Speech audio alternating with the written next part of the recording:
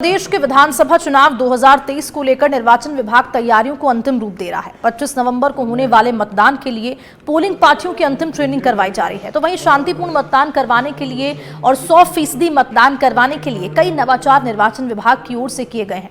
निर्वाचन विभाग की तैयारी को लेकर मुख्य निर्वाचन अधिकारी प्रवीण गुप्ता से खास बातचीत की संवाददाता लोकेश ओला ने। चुनाव में मतदान 100% करने और साथ शांतिपूर्ण चुनाव करवाने के लिए राजस्थान निर्वाचन विभाग की ओर से पूरी तैयारी की जा रही है। ट्रेनिंग प्रोग्राम चलाए जा रहे हैं। हमारे साथ मुख्य निर्वाचन अधिकारी प्रवीण गुप्ता जी मौजूद है। सर, तमाम तैयारियां की जा रही है, ट्रेनिंग प्रोग्राम यहाँ करवाया जाए और साथ ही इस बार नवाचार ये है कि जो मतदान प्रक्रिया में कर्मचारी जो ड्यूटी कर रहे हैं उनको घर नहीं ले जाने दिया जा रहा। बैलेट पेपर को ट्रेनिंग कैंप के अंदर ही सुविधा क्षेत्र लगाकर उन्हें मतदान करवाने की प्रक्रिया की जा रही है। किस तरह के ट्रेनिंग प्रोग्राम आज आयोजित करवाए जा रहे हैं और अब आगे की प्रक्रिया किस तरह की रहेगी?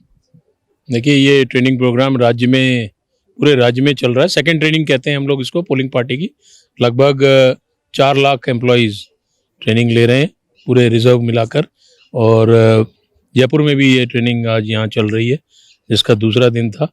और साथ में जो फैसिलिटेशन सेंटर बनाया गया यहाँ, वहाँ पर पोस्टल बैलेट के द्वारा बड़े आराम से उन्होंने वोट डाला। तो पहले ये व्यवस्था ये होती थी, वो घर ले जाते थे और कई बार वो वोट डालने से रह जाता था या लिफाफा खो जाता था या वो नहीं ला पाते थे। तो और वो अब मुझे उम्मीद है कि इस बार ये संख्या बढ़ेगी और हमने कोशिश की है कि ये इनसे भी गलतियां कम से कम होंगी, जो लिफाफा के अंदर जो उनको प्रक्रिया करनी होती थी तो ऐसे में मुझे उम्मीद है कि ये एसेंशियल सर्विसेज वोटिंग और होम वोटिंग और जो पोस्टल बैलेट कर्मचारियों को दिया गया है फैसिलिटेशन सेंटर के मार्फत, या हमारे सर्विस वोटर्स, सब मिलाकर पोस्टल बैलेट की प्रक्रिया हमारे लिए थोड़ी सी लंबी हो गई काउंटिंग के लिए। लेकिन हम लोगों ने इसको काउंटिंग में भी इसकी टेबलें लगाई हैं और ज़्यादा से ज़्यादा इसको समयबद्ध तरीके से काउंटिंग करेंगे। लेकिन ऐसे लोग जो छूट जाते थे, जो चुनाव की ड्यूटी में काम करते थे, अन्य एसेंशियल सर्विस, आप जैसे लोग हैं, या हमारे बिजली के या पानी की व्यवस्था में लगे हुए लोग हैं, या मेडिकल फैसिलिटी में लोग लगे हुए हैं, उनको भी इस बार 7200 लोगों को मौका मिला है एसेंशियल सर्विस के रूप में। वो भी अपना इन डेडिकेटेड सेंटर्स और फैसिलिटेशन सेंटर के थ्रू अर्ली वोटिंग कर रहे हैं। मतगणना को लेकर भी ट्रेनिंग्स वगैरह अब जल्द शुरू होगी और उसको लेकर किस तरह की व्यवस्थाएं हैं वो इन सभी 33 जिलों में की गई है? मतगणना देखिए इंपॉर्टेंट होगा। पोलिंग जो हमने पोस्टल बैलेट बढ़ाए हैं तो उसको गिनती निश्चित तौर पर एक चुनौती होगी। उसके लिए हम लोगों ने प्रत्येक 500 पोस्टल बैलेट पे एक टेबल रखी है।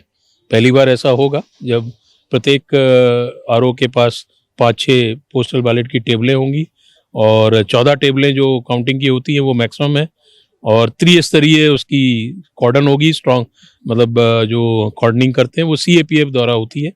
पहली कॉर्डन CAPF की होती है, फिर जो फोर्स होती है RAC, और फिर लोकल पुलिस।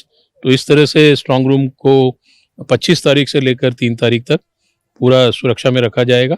और अभी भी जो हमारे स्ट्रांग रूम है जहाँ EVM की सीलिंग चल रही है, आज करीब EVM की सीलिंग सभी जिलों में 12 को छोड़कर ख़त्म हो गई है, जिसमें कि कैंडिडेट का जो सीलिंग करते हैं, कैंडिडेट की जो लॉक करते हैं कैंडिडेट को और उसको मॉक पोल करके देखा जाता है कैंडिडेट के समक्ष, वो कार्य अब EVM तैयार है पोलिंग पार्टी को देने के लिए 24 तारीख को।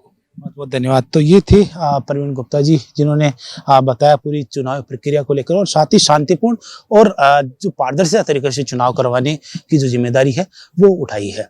जयपुर से कैमरामैन जमाल खान के साथ मैं लोकेश ओला, सच बेधड़ा।